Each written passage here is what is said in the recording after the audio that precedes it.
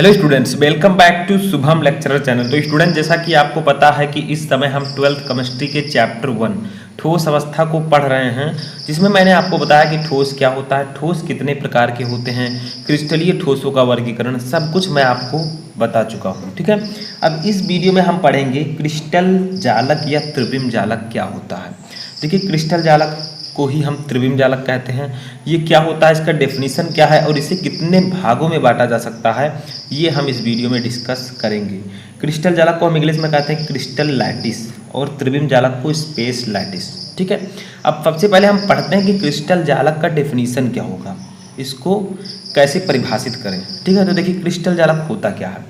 क्रिस्टलीय ठोसों में अवयवी कणों, परमाणु, अणु अथवा आयन की एक निश्चित ज्यामिति में त्रिविम व्यवस्था होती है।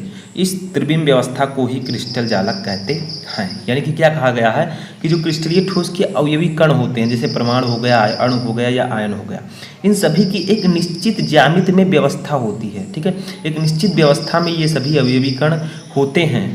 ठीक है, एकक कोष्ठिका में, तो इसकी एक निश्चित ज्यामिति व्यवस्था में त्रिविम व्यवस्था होती है। इस त्रिविम व्यवस्था को हम क्रिस्टल जालक कहते हैं। ठीक है, बहुत सारे एकक कोष्ठिका मिलकर क्रिस्टल जालक का निर्माण करते हैं, तो एकक कोष्ठिका भी हम आगे पढ़ेंगे। तो यही है क्रिस्टल जालक। ठीक है, यहाँ पर एक डेफिनेशन मैं आपको और बताना चाहूँगा, उसको भी जानना आपके लिए ज़रूरी है। ठीक है, तो यह आप लिख सकते हैं यहाँ पर अथवा। अथवा का मतलब एक डेफिनेशन, एक परिभाषा, इसकी मैं आपको और लिखा देता हूँ। ठीक है, तो वो परिभाषा क्या है, तो वो डेफिनेशन है गाइस कि एक्स वाई तथा जेड तीनों अक्षों, ठीक है, तीनों अक्षों पर अवयवी कणों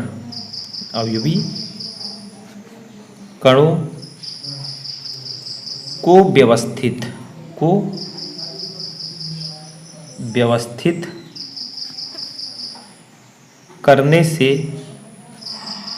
करने से बनी जटिल संरचना क्रिस्टल जालक कहलाती है। ठीक है, क्रिस्टल जालक कहलाती है।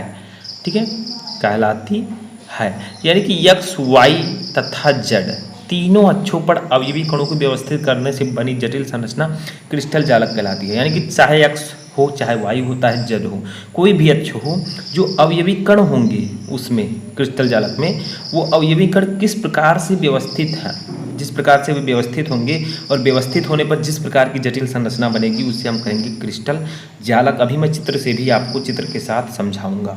ठीक है, अब चित्र के साथ समझना है तो एक चीज़ आपको यहाँ पर ध्यान देना होगा कि ये जो होते हैं ये क्रिस्टलीय जालक, जो क्रिस्टलीय जालक है वो एक बिमीय, ठीक है, एक बिमीय, द्विबिमीय या त्रिबिमीय हो सकते हैं। यानी कि जो क्रिस्टल जालक हैं वो एक बिमीय, द्विबिमीय या त्रिबिमीय हो सकते हैं। ठीक है, अब यहाँ पर जो क्रिस्टल जालक हैं वो एक बिमीय, द्विबिमीय तथा त्रिबिमीय हो सकते हैं। अब हम पढ़ेंगे कि एक बिमीय जालक क्या होता है, द्विबिमीय जालक क्या होगा और त्रिबिमीय जालक क्या होता है।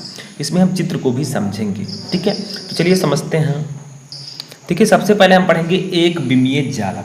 ठीक है, एक बिमीय जालक को हम इंग्लिश में कहते हैं वन डायमेंशनल लैटिस। ठीक है, तो एक बिमीय जालक क्या होते हैं, तो सिंपल है, यदि अवयवी कण एक निश्चित दूरी पर सरल रेखा में पुनरावृत्त करते हैं तो एक बिमीय जालक बनता है। यानी कि जो अवयवी कण हैं अगर वो एक निश्चित एक सरल रेखा में उपस्थित हों, ठीक है, उनकी पुनरावृत्ति, यानी कि बार बार, पुनरावृत्ति का मतलब बार बार अवयवी कण आए जो कि एक सरल रेखा में उपस्थित हो, तो उसे हम कहते हैं एक बिमीय जालक। अब इसको समझना बहुत ही आसान है। मान लीजिए कि ये एक लाइन है, ठीक है, देखिए ये एक लाइन है, अब इसमें अवयवी कण उपस्थित हैं, ये हैं, ठीक है, ये है, ये सब अवयवी कण हैं। तो इस प्रकार के जो जालक का निर्माण होगा उसे हम कहेंगे एक विमीय जालक। यानी कि सिंपल है, एक विमीय जालक क्या होता है, यदि अवयवी कण एक निश्चित दूरी पर सरल रेखा में उपस्थित हो, एक सीधी रेखा सरल रेखा में अवयवी कण एक निश्चित दूरी पर उपस्थित है, इस अवयवी कण से जितनी दूरी इसकी है उतनी ही दूरी इस अवयवी कण से इसकी है, उतनी ही इसकी है, ठीक है, यानी कि दूरी निश्चित है। तो इसीलिए कहा गया है कि यदि अवयवी कण एक निश्चित दूरी पर सरल रेखा में पुनरावृत्त करते हैं, पुनरावृत्त का मतलब बार बार अवयवी कण आते हैं एक निश्चित दूरी पर, तो इस प्रकार के जालक को हम एक विमीय जालक कहते हैं, ठीक है, समझ में आया, जो कि एक सरल रेखा में होंगे अवयवी कण और एक निश्चित दूरी पर उपस्थित होंगे। सिंपल आपको समझना है कि सरल रेखा में ये उपस्थित होते हैं। अब यहाँ पर एक चीज़ और समझना है, आखिर ये जो अवयवी कण उपस्थित हैं इन्हें हम लोग कहते क्या हैं। तो देखिए, इनको हम लोग कहते हैं, याद रखिएगा, ये जो बिंदु है इस बिंदु को हम लोग कहते हैं जालक बिंदु, ठीक है, जालक बिंदु। अभी डेफिनेशन समझते हैं, सब समझ में आ जाएगा। देखिए, जालक बिंदु होता क्या है, अवयवी कणों को किसी भी प्रकार के क्रिस्टल जालक के आरेख में बिंदुओं द्वारा प्रदर्शित किया जाता है, इन बिंदुओं को हम जालक बिंदु कहते हैं।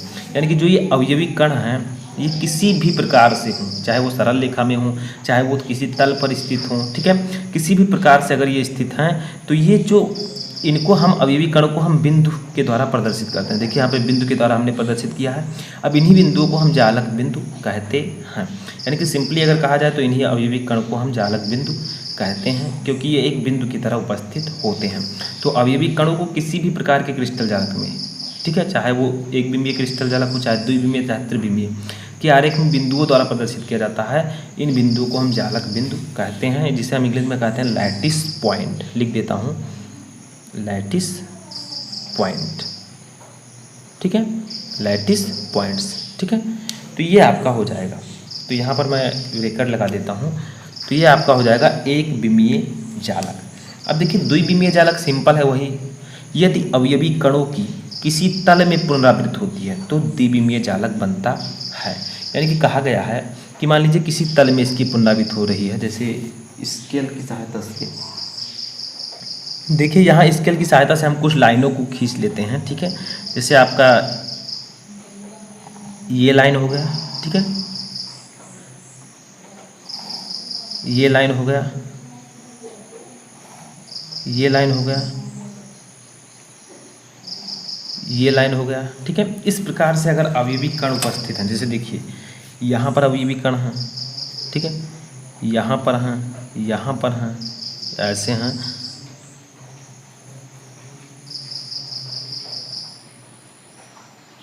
ठीक है,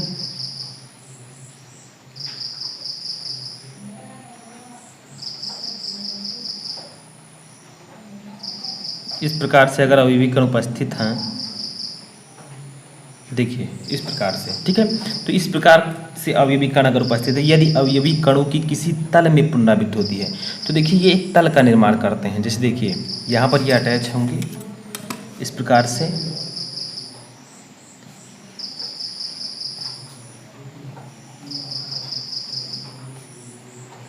ठीक है, इस प्रकार से होंगे, तो ये देखिए किसी एक तल में उपस्थित हैं, ठीक है, क्या है इसमें जो है अवयवी कण, अवयवी कणों किसी तल में पुनरावृत्त होती है। देखिए यहाँ पर हुआ, इसके बाद यहाँ पर, यहाँ पर, यहाँ पर, तो ये इस प्रकार का एक आकार बना लेते हैं, ठीक है।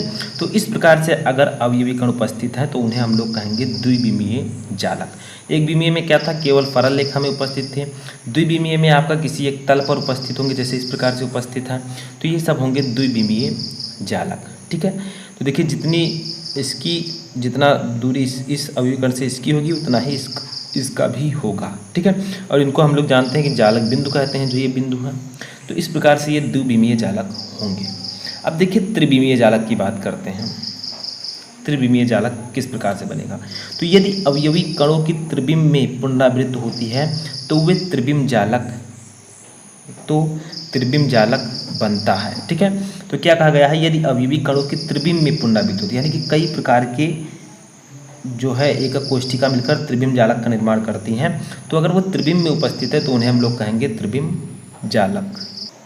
जैसे देखिए आपका ये चित्र है, ठीक है, त्रिविम जालक का ये चित्र है, बहुत सारे एक कोष्ठिका मिलकर इसका निर्माण करती हैं। तो इसमें होंगे कि देखिए किस प्रकार से जाल की तरह यहाँ पर बना है, ठीक है, बहुत सारी एक कोष्ठिका मिलकर क्रिस्टल जालक का निर्माण करते हैं। तो ये क्रिस्टल जालक है जो कि क्रिस्टल जालक का त्रिविम जालक है प्रकार, ठीक है। इसमें देखिए अवयवी कण कहाँ उपस्थित है, एक त्रिविम में उपस्थित है। त्रिविम यदि अभिकरणों की त्रिविम में पुनरावृत्ति होती है, यानी कि कई बार इसकी पुनरावृत्ति हुई यहाँ पर एक त्रिविम के रूप में, तो यहाँ पर ये आपका त्रिविम जालक होगा। ठीक है, जैसे वहाँ पर क्या था, सिर्फ सरल रेखा था एक बिंबीय में, और द्विबिंबीय में आपका क्या था, तल के मॉडल था। यहाँ पर आपकी त्रिविम संरचना है, इसीलिए यहाँ पर ये त्रिविम जालक होगा। तो आई होप कि आपको ये क्रिस्टल जालक क्या होता है समझ में आ चुका होगा। एक बिंबीय जालक, द्विबिंबीय जालक और त्रिविम जालक भी समझ में आ चुका होगा। कैसा लगा आपको ये वीडियो कमेंट बॉक्स में बताएं। अगला टॉपिक मैं जल्द लेकर आऊँगा, तब तक आप लोग पढ़ाई करते रहें।